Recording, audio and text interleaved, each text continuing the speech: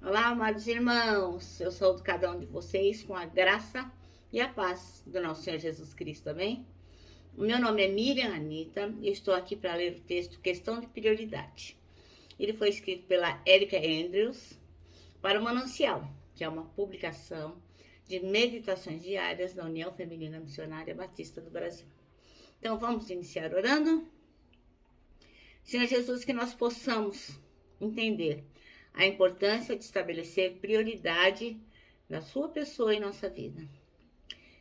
Cremos que só o Senhor pode nos fazer entender o que é realmente importante e aquilo que é urgente. Perdoa-nos, conduze-nos, em teu nome que oramos. Amém. Bom, irmãos, então, olha, eu vou contar aquilo que eu entendi a respeito desse texto e nós vamos nos ater ao texto de Ageu, capítulo 1. E diz assim, ó. Em 29 de agosto do segundo ano do reinado de Dario, o Senhor transmitiu essa mensagem por meio do profeta Ageu, governador de Judá, Zorobabel, filho de Sealtiel, o sumo sacerdote, Josué, filho de Josadaque. Assim diz o Senhor dos Exércitos, esse povo diz, ainda não chegou a hora de reconstruir a casa do Senhor.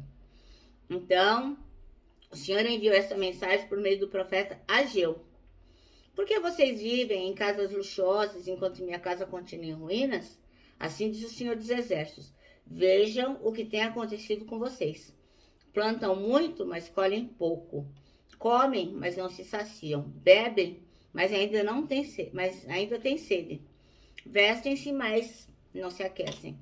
Seus salários desaparecem, como se vocês os colocassem em bolsos furados.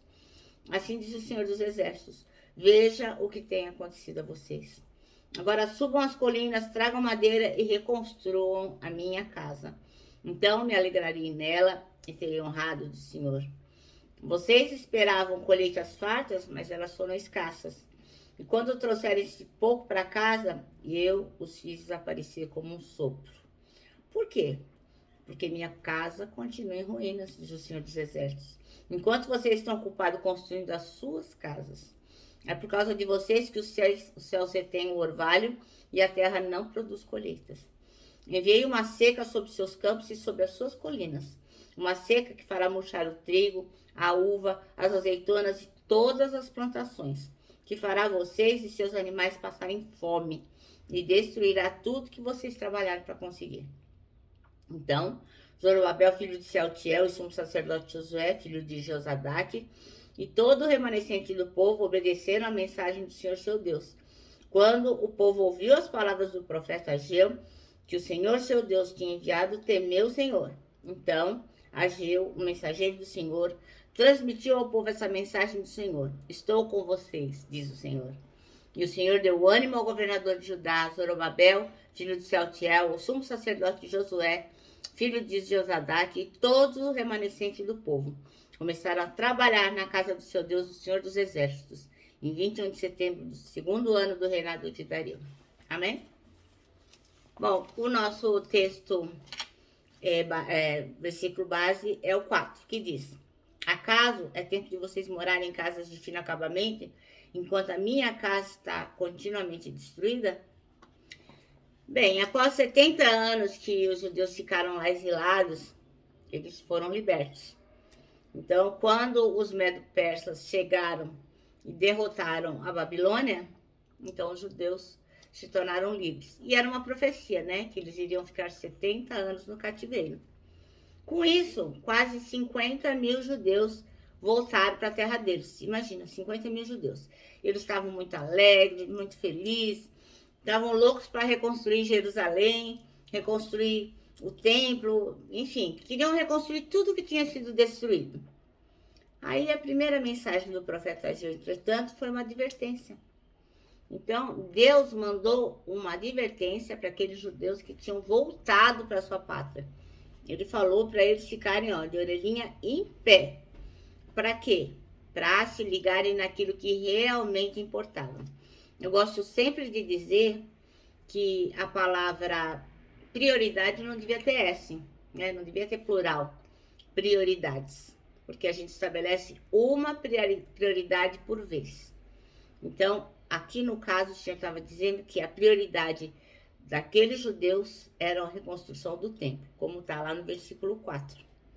Então, o que acontece? A negligência que o profeta falou, né, sobre a rebelião dos antepassados, parecia semelhante a que os judeus estavam ali fazendo. Eles não estavam se importando com o que era importante. Eu vou ler lá em Deuteronômio 28, 15, do 15 ao 40. É um textão, mas eu acho que vale a pena. Eu vou ler na tradução a mensagem, que é uma tradução que fica mais fácil da gente entender, que é como se a Bíblia fosse um livro da nossa época para a gente entender, né? Então, sempre você compara a sua tradução com outra tradução. Então, eu vou ler... Cadê? Deuteronômio 28, de 15 a 40, na tradução a mensagem. E diz assim, ó: vou dizer agora o que acontecerá se vocês não ouvirem atentamente a voz do Eterno, o seu Deus, e não obedecerem diligentemente a todos os mandamentos e instruções que estão ouvindo hoje aqui. Todas essas maldições cairão sobre vocês. A maldição do Eterno na cidade, a maldição do Eterno no campo, a maldição do Eterno sobre sua cesta de pão, a maldição do Eterno sobre seus filhos, sobre as colheitas das suas terras, os filhotes de suas criações, as crias do seu gado, os cordeiros dos seus rebanhos, a maldição do Eterno sobre sua chegada e a maldição do Eterno sobre a sua saída. O Eterno enviará maldição, confusão e oposição sobre tudo que tentarem fazer, até que tenham sido destruídos e nada reste de vocês. Tudo por causa do mal que fizeram e que levou vocês a me abandonarem. O Eterno vai infectar vocês com doença, varrendo vocês da terra que daqui a pouco irão conquistar. O Eterno fará cair sobre vocês doenças contagiosas, febre, inflamação, calor ardente, seca, ferrugem, mofo, que os perseguirão até que morram. O céu sobre vocês se tornará como um telhado de ferro, e o solo debaixo dos pés uma placa de concreto. O Eterno fará chover cinza e pó até vocês sufocarem.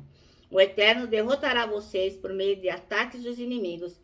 Vocês investirão contra seus inimigos por uma estrada e fugirão por 7. Todos os reinos da terra olharão para vocês, porque vocês terão se tornado motivos de terror. Seus cadáveres servirão de alimento para as aves e para os animais terrestres, e ninguém os enxotará. O Eterno ferirá vocês com as úlceras do Egito, com hemorroidas, feridas, purulentas e coceiras sem cura. Ele castigará vocês com loucura, cegueira, perturbação mental. Vocês ficarão tateando a sua volta ao meio-dia, como um cego, tentando achar seu caminho numa escuridão sem fim, e nunca acharão seu destino.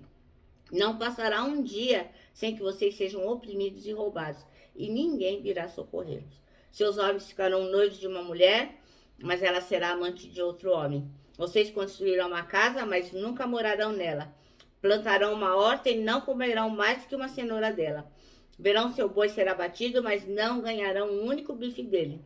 Seu jumento será roubado diante de vocês e nunca será devolvido.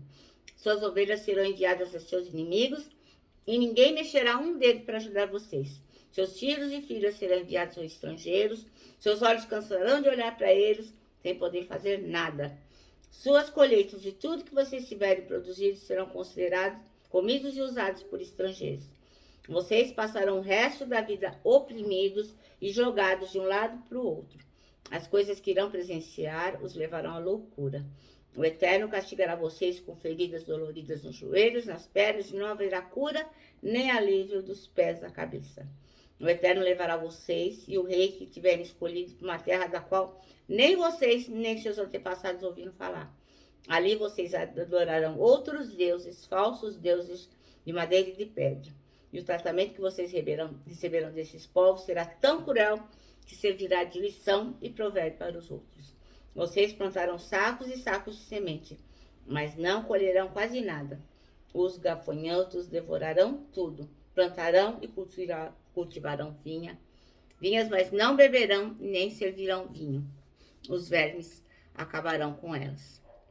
Então, irmãos, esse é o texto de Deuteronômio, que o Senhor tinha dito para eles qual seria a consequência da rebelião deles, lá no começo, em Deuteronômio. E aí, o que acontece? Por causa disso, a terra estava improdutiva, e nada rendia, que é o que está aqui nos versículos 5 a 11 que a gente leu. Então, diante disso, diante do que Josué ouviu, diante da mensagem do profeta que Zorobabel e todo o povo ouviu, eles ficaram com medo. Já pensou, gente? Tanta maldição na sua cabeça? E com Deus a gente não brinca. Então o Senhor estava falando, ó, presta atenção. Vocês estão sendo tão rebeldes como o povo foi lá no começo. Estão me abandonando. E toda a maldição que caiu sobre eles, cairá sobre vocês também. Então, diante dessa mensagem, o que eles fizeram? Eles voltaram a reconstruir o templo, que não são bobo nem nada, né? Se ligaram que é melhor viver sobre a bênção de Deus do que sobre a maldição dele. E como que a gente recebe a bênção de Deus?